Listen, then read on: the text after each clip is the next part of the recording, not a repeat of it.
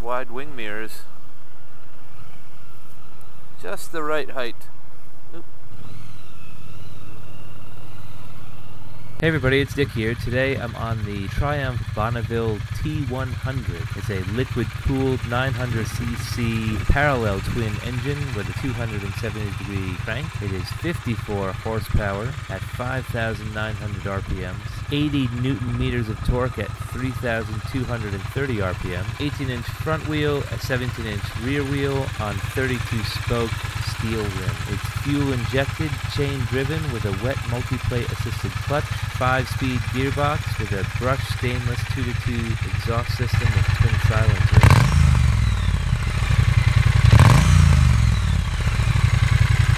It's got a 31.9-inch seat height. It's got a 14.5-liter tank. You can turn off traction control. No other riding modes. Front suspension is 41mm forks with 120mm of travel. Rear suspension is twin shocks with adjustable preload for 120mm of rear wheel travel. Front brake is single 310mm floating disc Nissan 2-piston floating caliper. The rear brake is a single 255mm disc, also a 2-piston Nissan floating caliper. ABS is on all the time. The Bonneville T100 is the closest thing you can buy to the original 59 Bonneville and still pass MOT. Let's take it for a ride.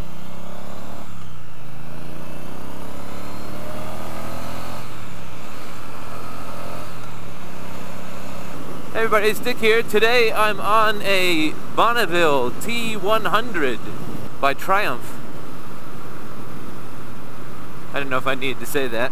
I'm not really sure how I ended up on this bike, but here I am. I've been going kind of through the Triumph line. I've been avoiding the Triumph line because I kind of felt like early heritage stuff from Triumph was a bit inauthentic, and I still don't know if I'm being unfair by labeling it that, but you know, the best way to learn about something is to get a first-hand experience on it, and my first-hand experience on the Triumphs were a bit, whoa, there's a lot more power on that than I thought there would be. That brought me around the curve a lot faster than I thought it would. Yeah, so I figured I'd give Triumph a chance, and I've been on a number of them now for a number of hours. Really long test rides, and taken them over all sorts of terrain and really run them through the ringer, and I'm a bit surprised at how performance-oriented they are. I didn't think that they would be all that performance-oriented. And the T100 is the first generation of the 900 HT engine that Triumph put out after the, I think it was an 865 that they had for a while. So this is the first attempt at the 900. And I gotta say, I rode the Street Scrambler with the updated Triumph 900 HT engine, and it did not perform as nicely as this engine is performing, at least in the things that I'm asking it to do. I like torque, I like puttering around, I don't need to go 100 odd miles an hour. So in the slow stuff, I really want a bike that has character. This bike is heavy though, I've been noticing it around these curves. This bike is heavy. Catching me by surprise because I'm coming around fast, but then the weight of the bike is kind of coming up behind me, so I got to get used to the weight of this bike. But like this, 4,000 RPM, 4,500 RPM, I'm in second gear and I'm at 50 miles an hour. I wasn't doing that on the Street Scrambler. And I'm at 4,500 RPM going 45 miles an hour in second gear. There's a proper second gear there. Good full range. 50 miles an hour, third gear, 3,800 miles an hour. Sorry, 50 miles an hour, third gear, 3,600 miles. Third gear, 50 miles an hour, 3,800 RPM. And really comfortable, really kind of throaty with a lot more torque there. That torque is really nice up through that range. I'm still in third gear, I'm going 65 miles an hour and I'm not even near redline. That was not the case on the Street Scrambler, so I'm really enjoying the power of this engine and how it's distributed. It's not, I mean, it's a 900, It's Triumph's. They call it little, and I think I've been seduced into thinking, or I think I've been brainwashed into thinking that the 900 is a little engine. This is a big engine. I mean, I ride a 500, so this is a bigger engine. Let's be honest with ourselves, ladies and gentlemen. This is no little engine. It's not a 700. It's not. I mean, it's a 900, and it's grunty. But these are the days we live in. These are the weird, wild days of where 900 is considered small, or at least a midweight. You can hear that. It's got a great sound. Stock pipes. And that takeoff, that torque at takeoff is sublime. Seat height is so forgiving. I have a bend in my knee. It's very comfortable, very good seat height. I like the ergonomics of this bike. Just gonna keep it in second, running out of it. Yeah. I'm at 60. I'm at 70, fourth gear, 75, fourth gear, 5,000 RPM. And I have a fifth gear. The fifth gear on the street scrambler was disappointing. I kept looking for a sixth gear. I don't think I'd be looking for a sixth. I'm at 80 miles an hour already. F me. This is a very usable range, ladies and gentlemen. This is a bike where you have 5 gears and you don't wish for a sixth. That's a very rare thing these days. The wind is negligible as well. That big headlight and the double clocks and the length of this tank is really giving me a good wind protection on this naked heritage style bike. I'm really enjoying this bike already. 70 miles an hour. This is so much more comfortable than the street scrambler was at 70 miles an hour. I'm at 70 miles an hour, 3,900 RPM, cruising with traffic easily. I feel very stout, very grounded on this bike. Seat's actually quite comfortable, cradling my ass. I love the ergonomics of this bike. I'm upright. Let's see if, okay, I'm at 65, fifth gear. There's no other gear to go to. I'm gonna see, I wanna overtake this guy. Let's see what I got. I'm pinned now. 80, 85, 90, oh, it's still climbing. Yeah, so this is a very, very usable bike in terms of highway performance. Back down to 60. It's also very smooth going up and down from speed. It's doing a nice engine braking thing, but it's not juddery, but it's coming down from speed nicely when I need it to. There's a great, great rumble underneath me. It feels so mean. It feels so aggressive. I don't know if you hear that. I thought I'd be disappointed with this engine because it's 10 horsepower less than the new 900, but I'm not let down at all. This is a lot more usable than that street scrambler I rode. I kept looking for a sixth gear. I'm not looking for a sixth gear on this. Hasn't even crossed my mind.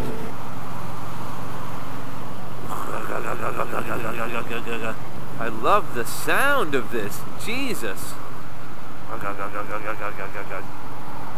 It's funny though, riding this, the styling of it and the position of it, I do feel like, I mean, it's very muscly, it feels muscly, but I feel like I'm riding on a time machine. It does really bring you back. I mean, it is a vintage looking bike. This is a very, very, very cool bike. It slots right into my sensibilities of usable motorcycling. Torquey, spirited. It's definitely spirited. You feel it's fun. You feel fun on this bike. I can understand why the Interceptor from Royal Enfield, or the I-650 or whatever they call it in America, was chasing this styling, because I'm feeling Miata. I'm feeling really alive, more alive than on some other bikes I've ridden. I've been on the highway for a bit now, and I feel like I could ride this thing for long, long, long miles. Got a little bit of side swipe buffeting coming around that truck, but not disconcertingly. Oh, I did just try and go to a sixth gear, so that's interesting. Maybe it's out of habit, but I guess instinctually I felt like I needed one, but it wasn't there. But that's the first time I've noticed that. Where does the wind go? The wind is way up over my forehead. And I'm not getting that same issue I was having. If I went 70 odd miles an hour on that Scrambler 1200 XE that I rode, 70 miles an hour, it was blowing me back. On the R9T, 70 miles an hour above was blowing me back. On the street scrambler, the wind was blowing me back. On this, it's negligible, it's nice, it's a really comfortable ride. I could see myself on this bike for hours and hours and hours. I mean, I'm still on the highway. Usually when you're on a highway bike that does not behave, you're looking for the road to get off it. I'm still riding on this thing, and I love the sound of it. I don't know if you can hear it over the wind noise. And it feels like I'm on like a big warship or a submarine, where the ambient thrum of the engines are running deep. That's what it is, it's a thrum. This thing rides just so comfortably at 75 miles an hour. Most of the Triumphs I've been riding over 70 or over 65 actually. You gotta hold on for dear life and you gotta really pull against that wind, but this is just cruising along. I find some of my roads that I like. I've been taking all the Triumphs on the same roads to see how they compare against one another. It does have similar feedback to the 1200 Scrambler XE I rode, where when you get down to just about 1500 RPM, it starts to give you some protest, reminding you to shift. I do like that feedback. That billet aluminum there is shining right in my eyes. Luckily, the needles are white and they're shining in my eyes too, so I can still read the display, or the, I don't know, you call it a display when it has needles? I do like the fact that it has needles. So 30 miles an hour, 2500 RPM. Third gear, very comfortable. This is what third gear is meant for. Third gear is riding through town. First and second are for tearing ass. Love that sound. God, that's enough to seduce you.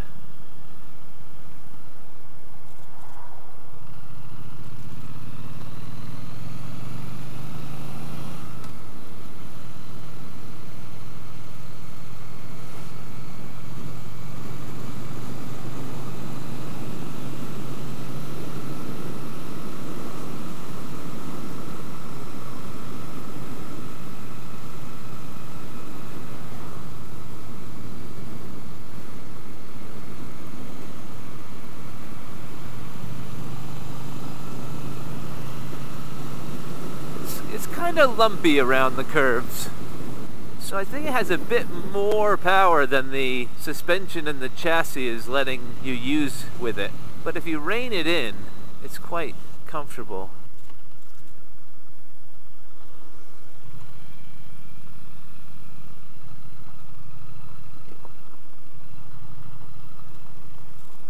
This is where I almost wiped out on the 1200.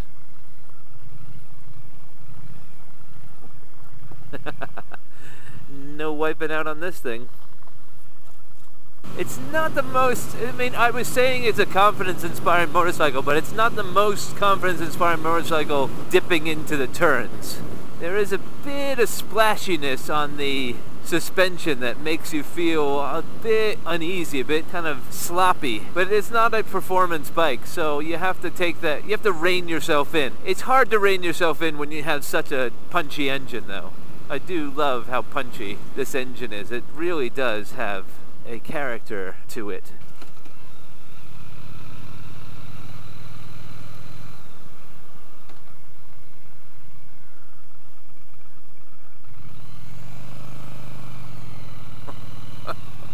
Great noise.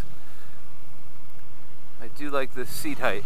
It's very confidence-inspiring. This bike is very confidence-inspiring. Maybe that's a revelation.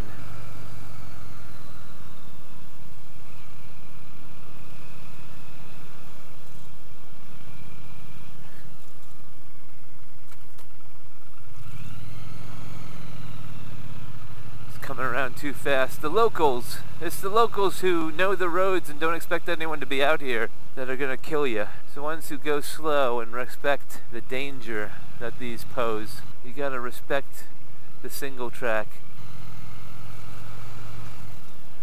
Now I brought the XC and XE and Scrambler out here to see how it fared on the dirt, but I'm gonna be a bit cheeky and pull this off here. It's definitely heavier. It's not as nimble on the off-road stuff. But on-road, this thing's a dream. It's like vanilla ice cream. No, it's not. It's like caramel ice cream. Smooth and delicious. I had some trouble turning the XC as well because of the height and the weight up top. But this thing just glides in circles. The turning rate is really comfortable, and the weight is balanced nicely, so I don't feel like I have to slide back and forth over this thing. There is a road up here that I want to go on because there are occasions where you're just stuck and you have to do a bit of gravel riding, and I am curious how this engine, I mean, it is the engine that was on the original Street Scrambler, so it's funny, I wouldn't be able to pass that up the last couple times I came through on the bigger Scramblers, and on this I just bypassed it right away. So this is the road that kind of will test your mettle when you get caught out or you're visiting your friends in the country. It's very torquey. I'm in first gear. There's a big rut here, I remember. Not bad. You're not going to go out of your way to hit the ruts, but if you can't miss them, like this one, ha, that did perfectly fine. Traction control engaged a little bit. I do like how it's not a constant noise. It's not a constant revving. It's not constantly loud or constantly making noise. It actually gets quite quiet. Even in the rev range, it gets quite quiet. And only at certain times does it kind of just heralds the power.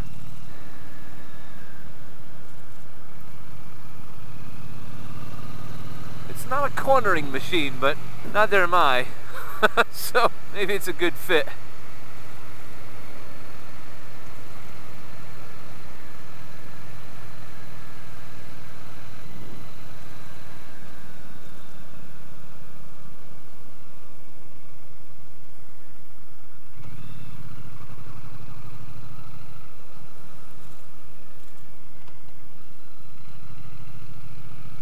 Be careful going through here like before.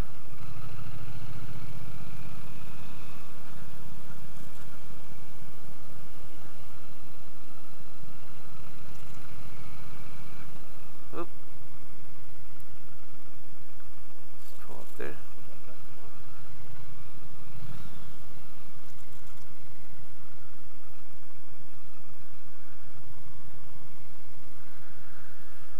With Peloton through.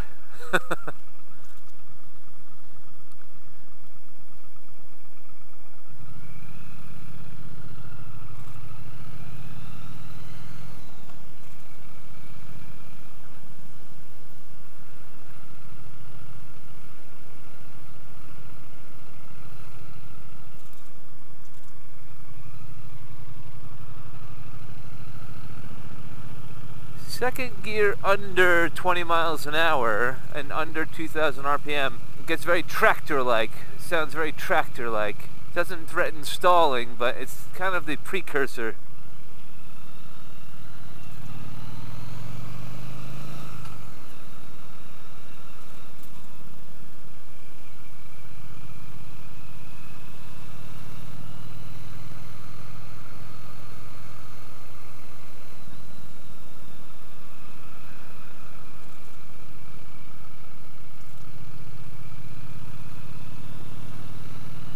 But it is very much at home on these back lanes here. It's a bit more cumbersome than my Royal Enfield, but it is more powerful too. So there is that trade-off. Huh, hitting that bump wasn't as jarring as I thought it would be either. It's surprising me. I'm just sitting here, and second gear has a good, nice, long range to it. And at this death curve single tracks that you have out here, you want to make sure you're not distracted by shifting constantly, so you can let it run. It's only at 3,000 RPM. It's kind of saying it's kind of telling me it wants to shift, but I have all that range to go and I don't need to, so I can let it rev a little bit. I do like the Heritage styling, however, this is a bit too Heritage styling to me. Like the headlight ears, the metal bits that come out and hold the headlight to the fork, they look very, very dated. The indicators look very dated. I like the touches or the nods to Heritage. that Triumph's been doing, but with a bit more design flair, especially at the stalks holding on the headlamps. Like the Bonneville and the T100 and the T120 have these very old school, very dated, I'd say cheap looking headlight stalks, and then the more modern classics, I guess they'd call them, have these very sculptural, designy, machined stalks that it just shows a little bit more care, a little bit more value. I think I feel like there's a little bit more value when they're machined, or there's those little design elements. But you cannot fault the performance of this engine. I'd even say they probably, for getting that little extra power at the top end with the new version, or I should say the updated version, this is a very characterful engine. And I didn't get that when I rode the Street Scrambler. I was a bit let down by the Street Scrambler. But I am smitten. I'm smitten with this thing. I'm gonna be looking at these with a bit more reverence than I have in the past.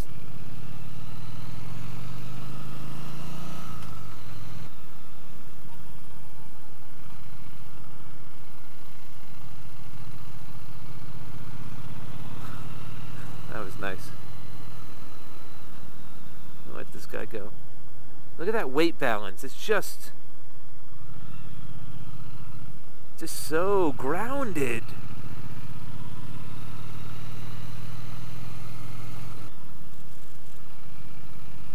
Yeah, this is a fun motor.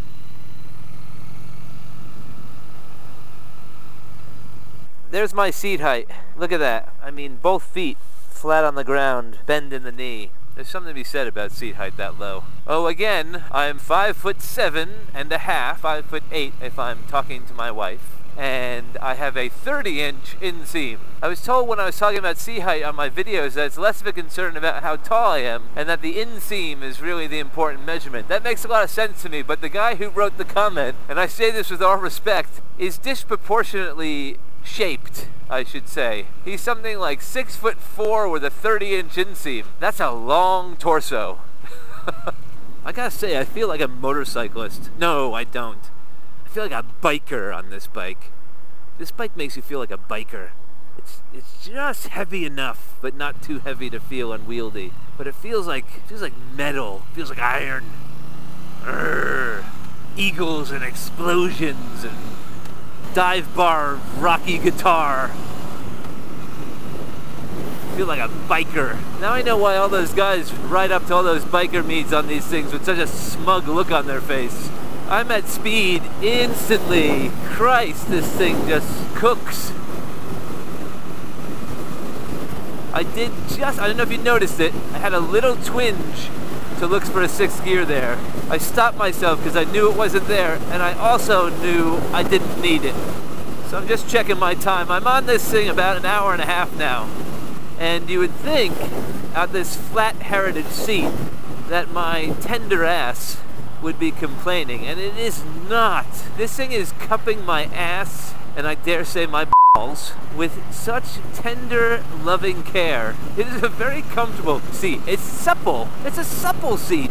So it's softer than I would have thought would be comfortable over time, but it's not uncomfortable in any respect. I'm actually quite enjoying the ride on this seat. I mean, I'm riding with very fast traffic here. These people are going about 80, 90 miles an hour in the fast lane. I'm doing just about 70. These people are blowing past me, but I don't feel vulnerable on this motorcycle. There are lots of bikes, especially with that big lorry right there. There's lots of bikes where you can feel very vulnerable out here on the highway. This bike does not make you feel vulnerable. And actually, when you're riding, look at this guy. Look how fast he's pulling past me. When you're riding on this, you don't realize how low the seat height is. They sell the Scramblers with this cop-out sales pitch to minimize the fear and negative quality of how high it is, because you have that extended ground clearance and longer travel on the suspension. They say that you have a commanding ride height, which is their way of saying it's tall, but it's okay that it's tall.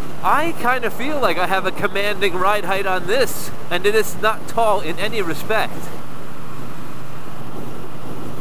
And that lovely submarine thrum, loving that. I will note that the horn is a bit On a motorcycle horn, you want to let people know you're there. This one's like, hey, come to my party. I'm having a party. It's not even a party, it's a slumber party. Come to my slumber party. Deep, deep. I have a couple cars with horns like that, and you gotta switch them out for big truck horns. This thing needs a louder horn. Loving this engine. Loving this engine. I did not love it updated on the Street Scrambler. I've said it before, and I'm going to say it again. They've made the crank lighter on the new engine.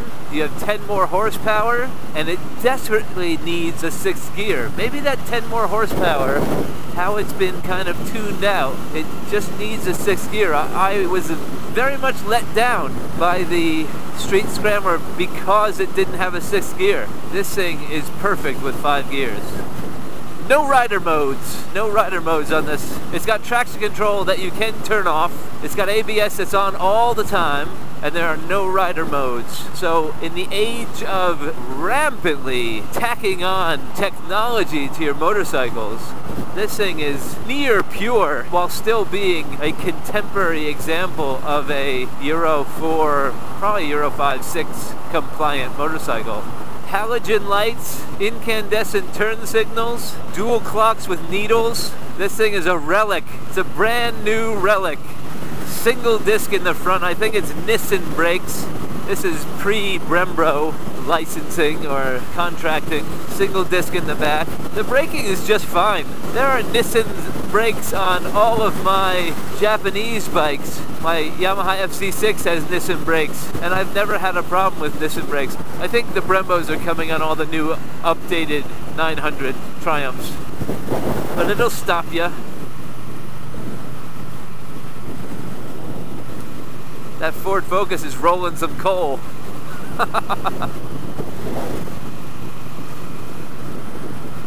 Whew, it smells. I know I'm not, oh, Jesus Christ, man.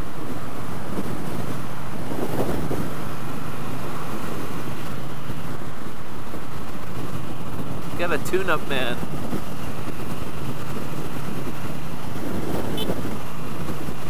I don't know what else to say about the bike, ladies and gentlemen. I'm impressed.